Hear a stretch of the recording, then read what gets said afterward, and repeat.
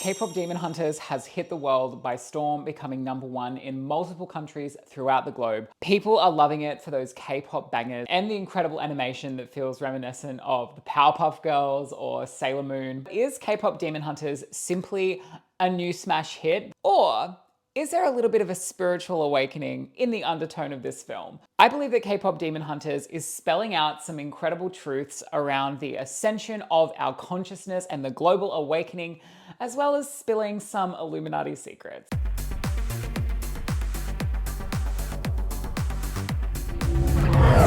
My friend originally told me about K-pop Demon Hunters, and I was actually not gonna watch it. I was like, you know.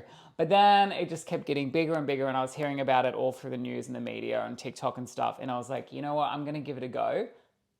Obsessed. Obsessed. It is so good that not only did I have to watch it again and again, but I also had to dive deeper. I think it goes without saying that after watching this movie, we feel good about ourselves. We feel empowered. We feel seen in a way, because it touches base on so many aspects of the human psyche that we can all relate to. We're gonna go into the 3 red pills that I've seen in K-pop Demon Hunters. There's probably more. Please note, guys, this is gonna be full of spoilers, so you've been warned. We meet the band, the Huntrix. These 3 incredible ladies who work together with their voice to create a barrier of protection that separates and protects the human world from the demonic world. And in this movie, they call that the Honmoon. There is a really clear symbology in this movie about going into the human psyche around our own light, our own darkness, the fears, the doubts, and the worries that plague humanity and our mind. I think that that part of the symbology is pretty clear. It does go deeper than this. Of course, the main star of the show is Rumi. She is the lead singer of the Huntrix, and it is her journey of half demon slayer, half demon that makes this movie so interesting. My favorite character is definitely Rumi, but I'm curious who your favorite character is. Let us know down in the comments. I have a feeling that Rumi is going to be the most popular character, but I could be wrong. Before we get into Rumi's story, I think that we need to talk about the music. I'm admittedly a younger millennial. I grew up in the early noughties and 90s. And back then, especially I remember in the early noughties, there was a huge conspiracy around subliminal messages. This is so popular back then that you may remember The Simpsons did a full episode on this. As we moved into the 2010s and now into the 2020s, this idea of subliminal messages in our music and media has sort of died down. We're not seeing it talked about as much. I believe that is because we are now seeing it in an overt way. Whereas back then, 20 years ago, things were subliminal. Whereas now it's just clear as day.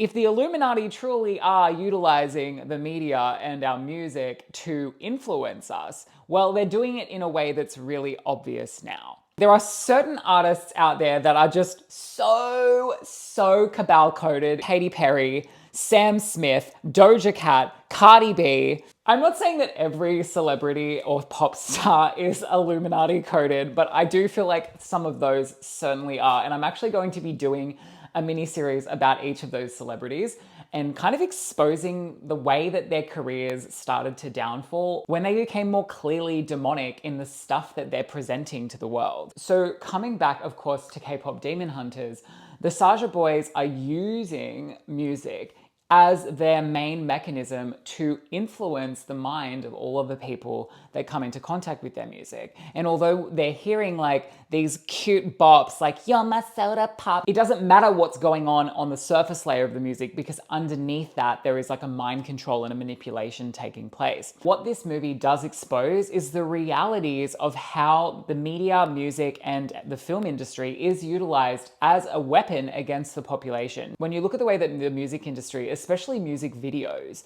have gone over the last decade in particular, the reference to demonic influence it's so obvious, it just slaps you in the face. There is so much reference to the evil, to the occult, that it is almost undeniable that Hollywood and that the music industry is glorifying this in some way. The Honmoon, the separation between the demonic world and the real world, becomes so weak as all of these humans are becoming manipulated, and they're essentially losing themselves in the delusion, in the distraction that all of this media holds for us.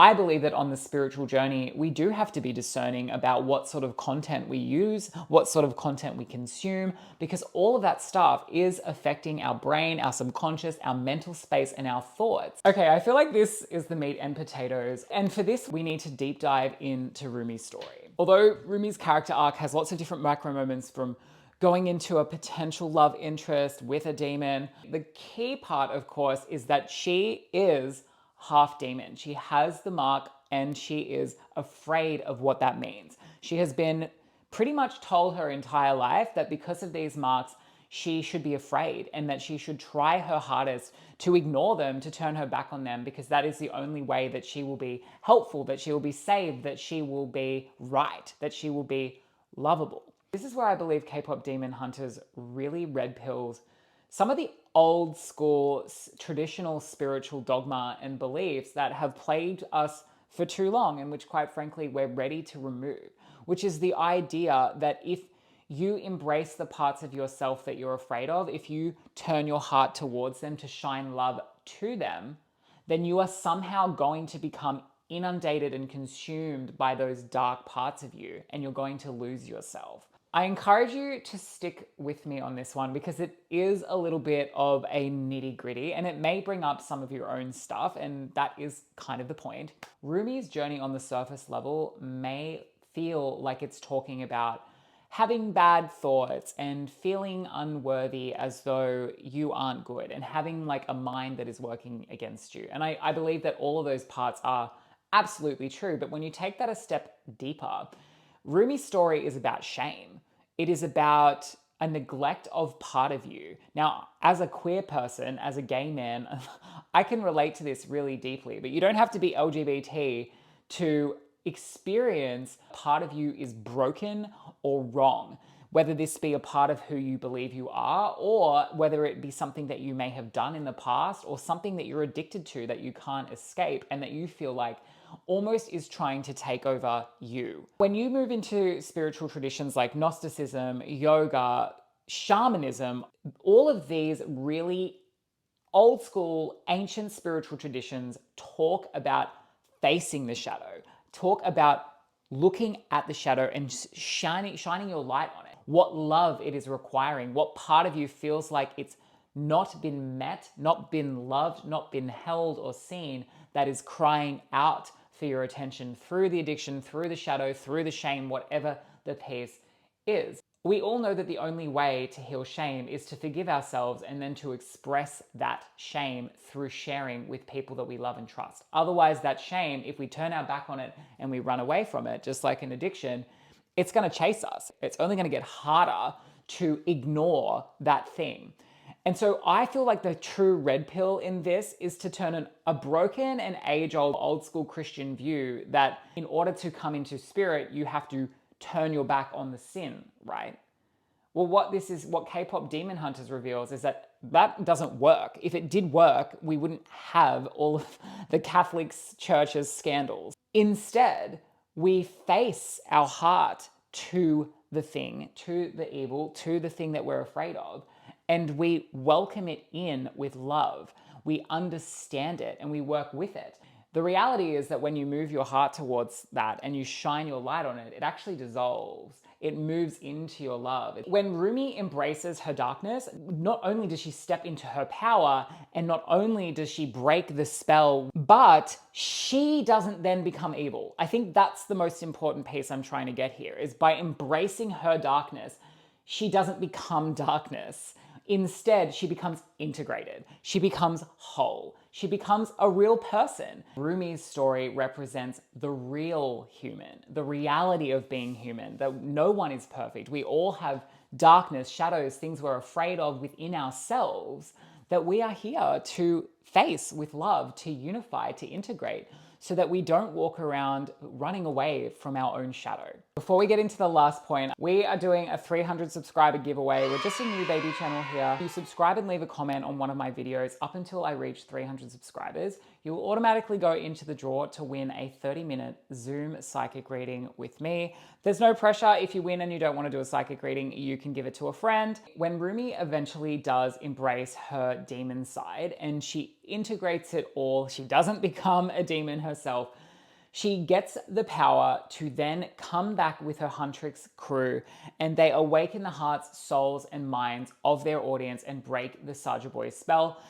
They completely obliterate all of the shenanigans going on, and they restore the Honmoon. Not only that, they solidify the Honmoon in its highest power. When it comes to this awakening journey, or this collective consciousness ascension journey that we're on, raising the vibration, manifesting a reality that feels right for us, this is a collective journey. And the only way that each one of us can come together to be on this collective frequency together, of course, is to go through our own inner journey. The only way to do that tangibly is by working on yourself, by recognizing that the inner journey that you're going on in your own mind, and every day, all of the things that you go through in your real world, in your daily life, these are the things that all add up. And when each of us are doing our little bit to work on ourselves and to then be able to give back because of that, what we do is we collectively raise the vibration of the planet, and we allow new energy to come in from us as a collective. What do you think about the movie? Are you obsessed as I am with it? What are your favorite songs from the movie? Mine is definitely Golden. As cliched as that may be, I feel like there is so much red pilling in just that song alone, in terms of how that reflects that inner ascension and uptake of light. Let me know your thoughts on these 3 points. Smash that like button. And if you're interested in the timeline of UFO disclosure, I have done a full channeled video that goes into full detail of this up until 2033. So if you want to look into that, you can check out the video that I'll link above. Thanks for tuning in, and I will see you in the next one. Bye.